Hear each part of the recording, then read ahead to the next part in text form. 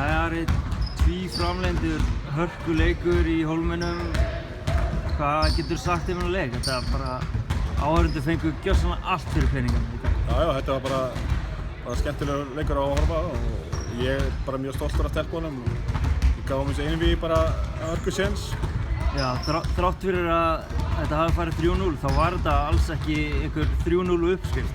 Nei, það er rétt hjá þér. Ég er alveg sammála því og ég svona segja að við hefum alveg geta lent 3-0 okkar megin ef bara með smá heppni kannski og kannski aðeins betri leik þá við áttum séns alltaf. Já. Og við gáum þessu bara hörkusens og alltaf þetta eru Íslandsmeistararnir. Nákvæmlega, síðustu 2 ára og með reynslu bolta eins og Öldu Leif og Bryndísi í dag. Já, Alda var að setja einhverja bolta og Bryndís spilaði mjög vel í dag og það var eitthvað sem við ætlum kannski lögum upp með að gefa einhverjum öðrum séns að eiga leik frekar en Palmer. Nákvæmlega, það nýtti sér það fínt. Ef við lítum svona tilbaka og þú gerir upp tímabili, hvernig er þetta vonbrigði, ertu glaður með þetta, hvernig? Já, núna er ég smá vonsvikinn. Já, skiljanlega. Ég held að tímabilið hafi bara verið fínt.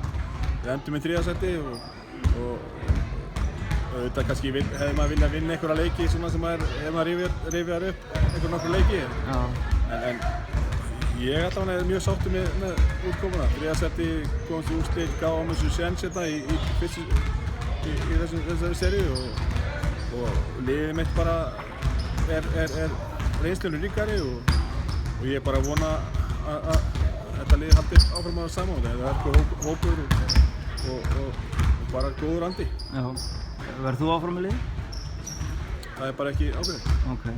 En ég vil bara segja að þú getur verið stoltur af þessu liði og bara til hamingju með það. Já, takk fyrir.